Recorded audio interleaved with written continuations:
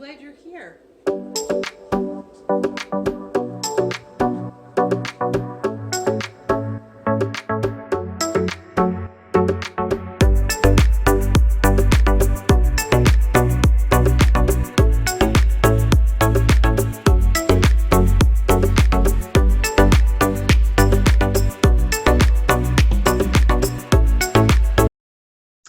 So thank you, Faye, for being with us today and being willing to share your story of peak. I'm interested to just find out at first, what first got you involved with Estranged? And thanks for letting me be a part of this with you today, Kelly. Well, first it began with my own personal experience of estrangement, which left me feeling pretty lost and confused and alone. And I next did what probably many people do. I went to the computer and started Googling things to find out what was this experience that I was having. And I remember the first kind of exploration I was doing on the internet. It's like, what do you Google? What do you put in for a search term? And I think I put in something like children divorcing their parents, or children cutting off the communication with parents, something like that. And it wasn't until I had done a little bit of that that I realized that this was a thing. And this thing had a name, and it was parental estrangement. Mm. And then I discovered that this is part of a larger pattern of family estrangement. It's occurring more often in the United States, it appears to be, than in any other parts of the world, and that it's impacting a lot of people. And the research is sketchy, but the best that we have right now is it's about 12% of parent-adult-child relationships are estranged. And so, yeah, that's how it began for me, personal experience, and then beginning to do some initial research on it, kind of discovering what it was called.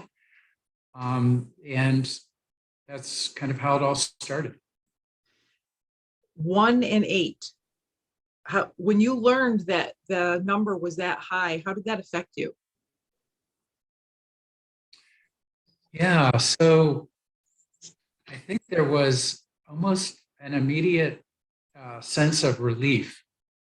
I felt less isolated and less alone. And I thought there's a lot of people having this experience out there. And again, it's not just the parents that are hurting, it's the children that are hurting on both sides of this. But so it's affecting a lot of people. It's affecting a lot of parents, it's affecting a lot of adult children. But for me, I felt less isolated and alone. You know, there's that old saying that misery loves company.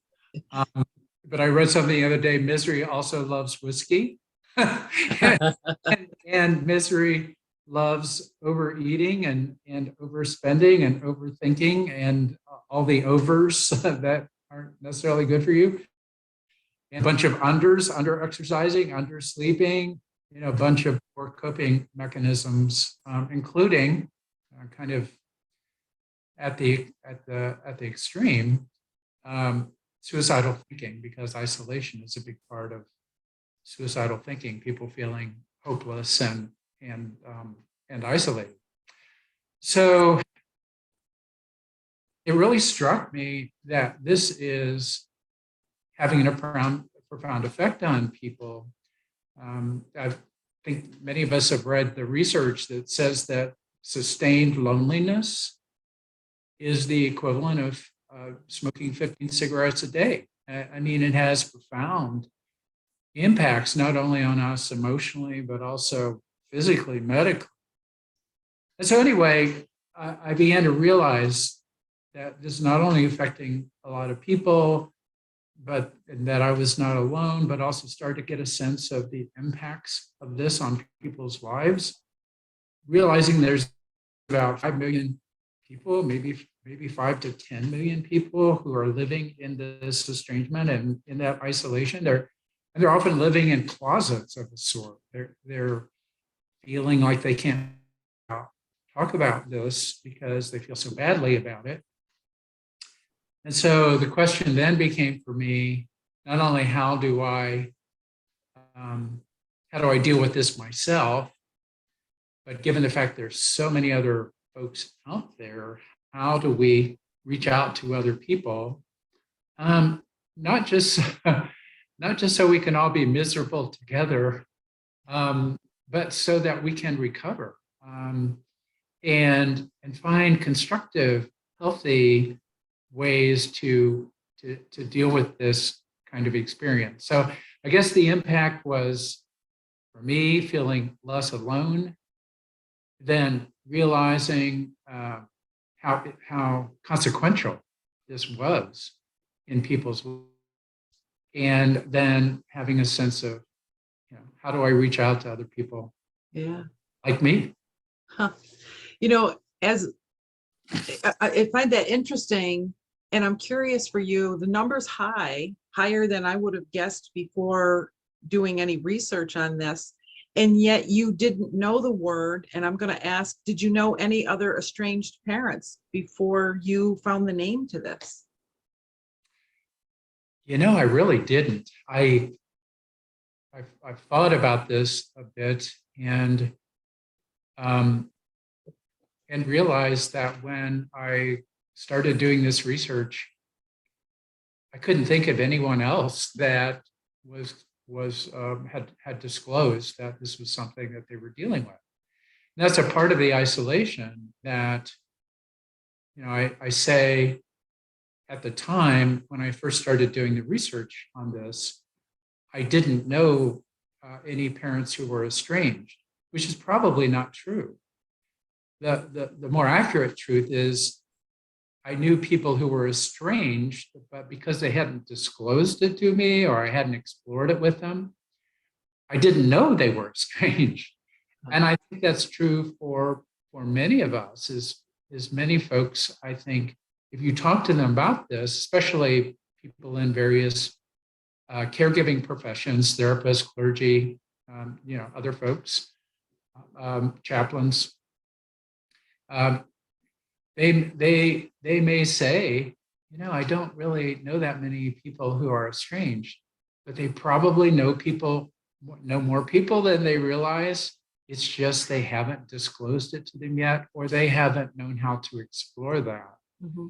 So yeah, it was that kind of experience of thinking there aren't many of us here, but then realizing through the research, and then of course through the work of reaching out to estrangement, there's a lot more of us than we realize. Yeah, there are, and it's being sort of covered up because of like the isolation and shame and whatever else might come along with that. I'm sure we'll talk more about that either a later video or today, but that would certainly keep it under the radar. But when I hear you talk about recovery, I come at that from a psychotherapist point of view.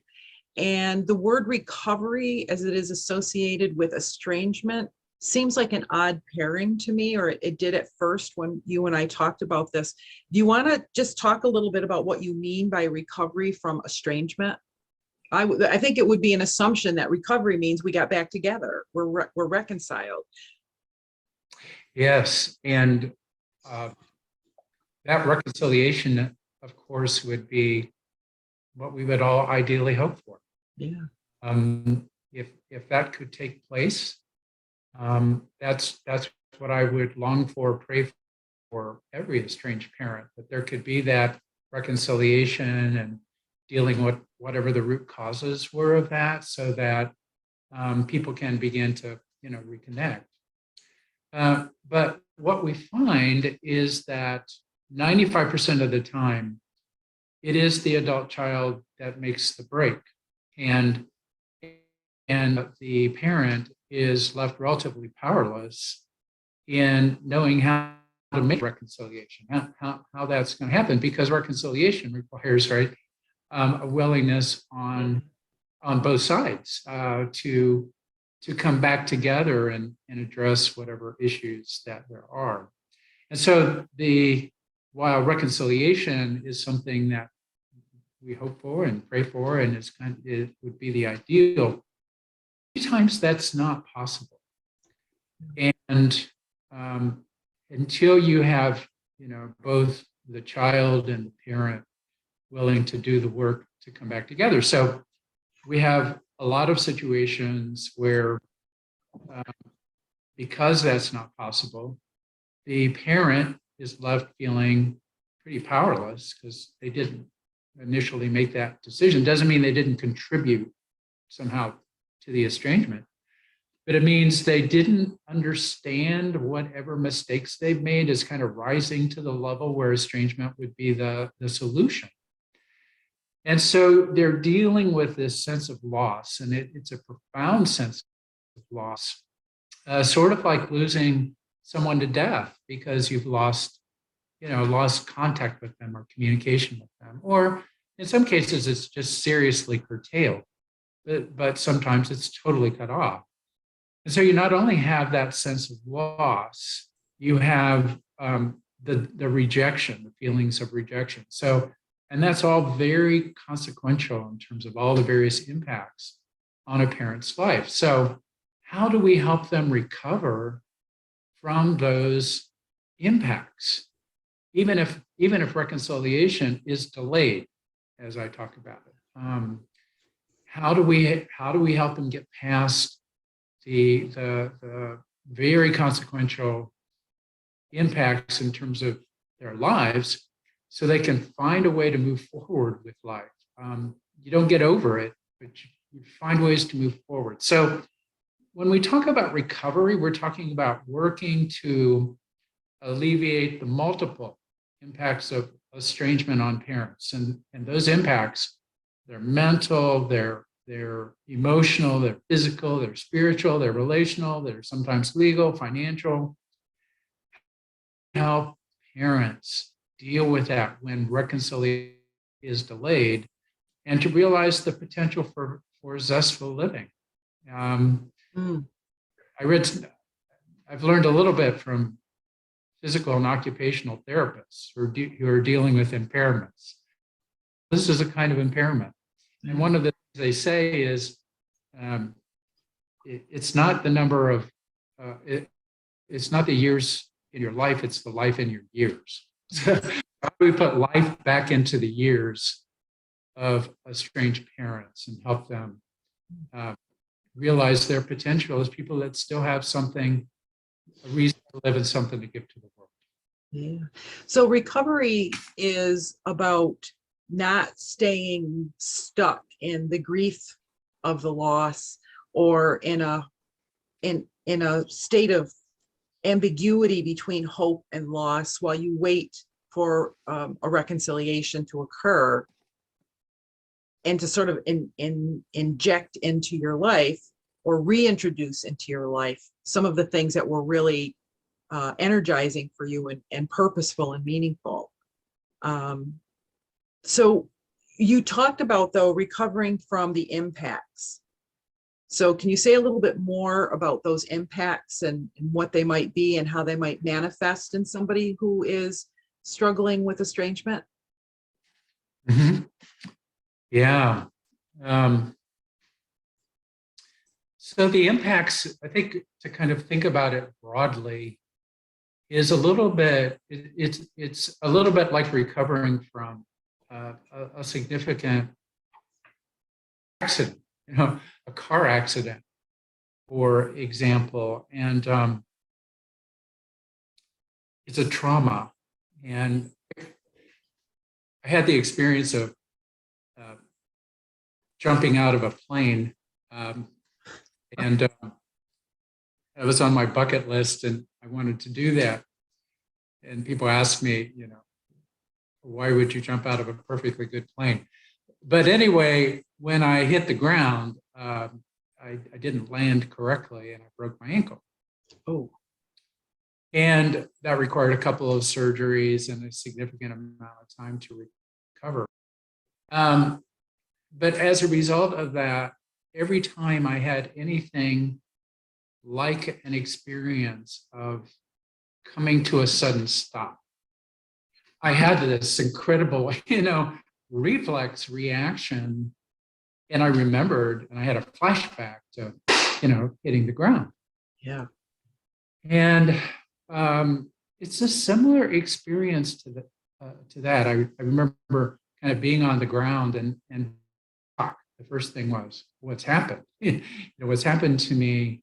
How could this have happened? And so the effects are like that. You have the kind of initial effect. I think what Kelly you call I think you call it the catalytic event. The catalyst event. Yes. Yes. Catalyst event. I guess catalytic is a converter in your car. the catalyst event, and you're like, you're in shock. It's like, what happened? Why did this happen?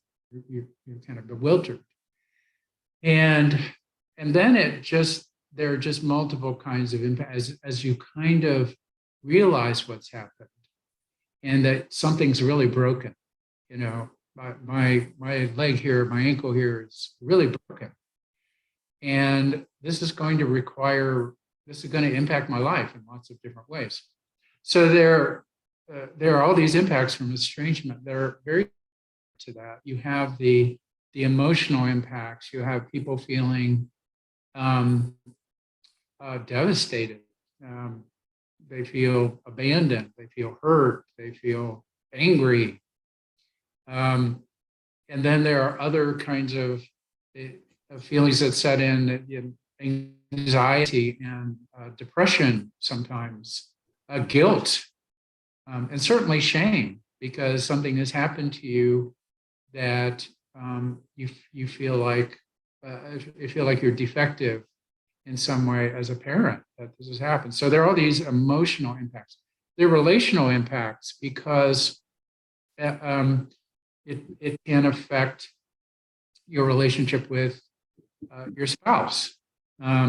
If it's a situation where it's a second marriage, they have there's a different dynamic in terms of how they feel about it. They watch you going through this pain. Yeah. And they wonder, how did you let this happen? Or why do you let them do this to you? Or, it affects those kinds of relationships. Sometimes you'll have a parent who has an okay relationship with a child, and the other parent's totally estranged. And there's there's siblings and all those dynamics. But in addition to that, I think there is this sense of, wow, this relationship, which has meant so much to me, has kind of been acted in such a serious way. It causes you to question all relationships. Yes. If this kind of most important relationship to me, I'm not able to sustain, what happens to all the other relationships? And so there's this impact upon your ability to maintain healthy relationships with other people too. And am I going to be abandoned, kind of everywhere? And I think as you're older, especially, that probably becomes a factor. Also, there are other people like you, parents, grandparents, they're talking about getting together with their children. They're showing you pictures of their children and their grandchildren. And there's a temptation to distance yourself from that. That's just too painful a conversation. So I need to avoid those kinds of conversations and talking to them. And there's a kind of inferiority, envy set in. So there's that impact. There's spiritual impacts to estrangement. You think about your responsibility and your faith tradition for being a good parent and bringing up your children in a certain way, and you think, I failed. I failed this kind of directive that God has given me, this task. And there's a sense of guilt. There's a wondering about whether you can be forgiven by God. I mean, we see so much of, I think, so much of ourselves and our understanding of God through the lens of our relationships with other people. And they reflect often to us how we perceive God. And it's not just, clergy, how clergy see us as symbols of God. We are kind of mirrors to one another, and kind of figuring out, how to deal with this reflection back to me as a parent, that you're not forgiven, and how to say, but God can still forgive me, I think is an important issue. So I think there are those consequences, and then the physical consequences. And I alluded to the fact that isolation and loneliness, chronic isolation and loneliness, is the equivalent of smoking 15 cigarettes a day. So there are impacts on our physical bodies. Those can be headaches, and because we don't sleep as well, often our sleep is impacted. When we don't get enough sleep, that affects our immune system. We become more susceptible to catching colds and flu and other kinds of things. We also have GI disturbances that flare up. And sometimes I think that as estranged parents, we don't make the connection, that I'm having this increased number of symptoms. I don't feel good after I eat a meal, or other more serious symptoms, diverticulitis, for example. I think people begin to have this, but they may not connect that with the fact that, those flare-ups actually began about the time that we had this event, and in the estrangement. So yeah, many impacts. I would have to say that it's even going back to the first part of our talk here up till this point, so much of what you are talking about has walked into my office. But the interesting piece is, until I began to ask people directly on intake about estrangement situations in their family, people wouldn't talk about it. I would learn about it as in psychotherapy sessions, maybe 4, 5, 6 months down the road, it would emerge. And it was, my guess is part of it was because they didn't really want to talk about it, but part of it is they think they have come to grips with it and there's nothing they can do. They're powerless. Mm-hmm. And then these different things you're talking about, as I reviewed over the years, the work I had done with estranged parents, they were all there. All of those impacts, the physical, the emotional, the spiritual, were there. And no connection made to that event in their life.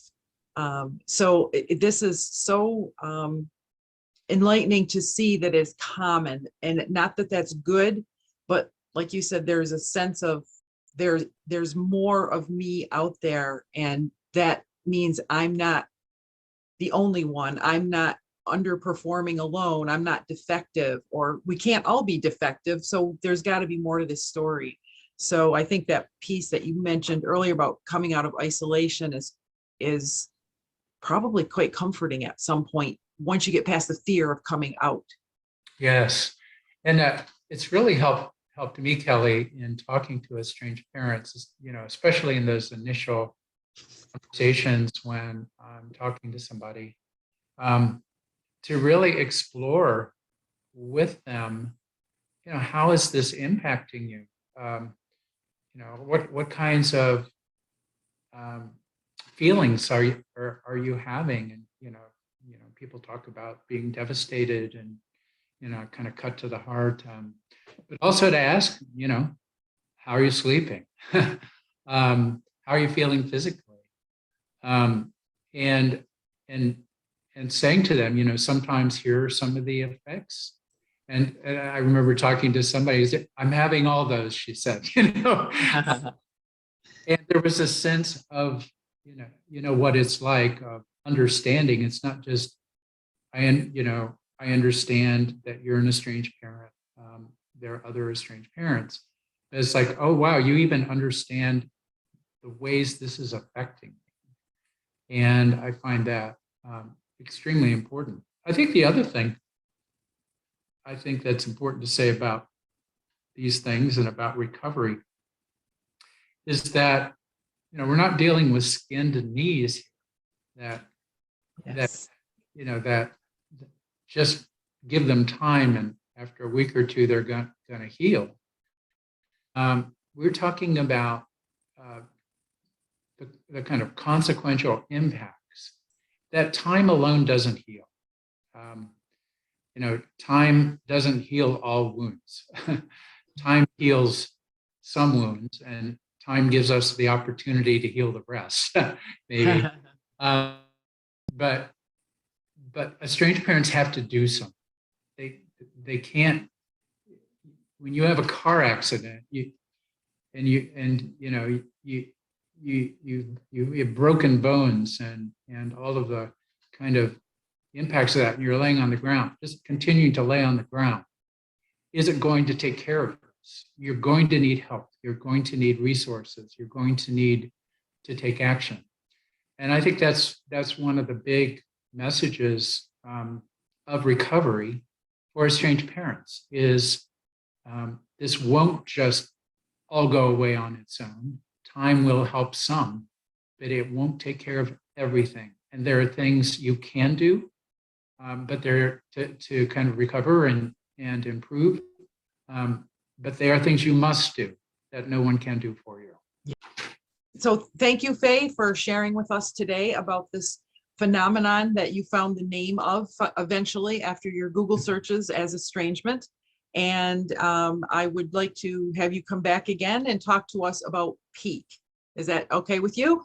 Yeah, I'd be happy to do that. Thank you, Kelly. Okay, great. Thank you.